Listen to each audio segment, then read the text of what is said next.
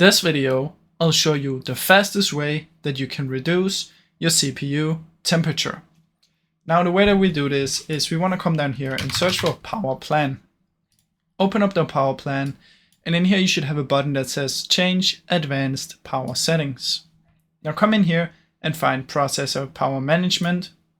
In here find maximum processor state, and it should be at 100 on default. Now if you change this to anything between 90 and 100, so it could be 90, it could be 95, let's just say 90. When you do this, your temperature will drop down, and that's basically how it works. Now keep in mind, you should not go under 90 because that will make your games and stuff perform much worse, but usually between 90 to 100 it should still perform pretty good. Now obviously if you go lower, it's gonna make your games be worse, such as FPS and stuff, but I suggest just staying between 90 and 100. You can play around with it and find what you want. It could be 98, 95, 92, just whichever you want. And that's basically how you can do it, guys.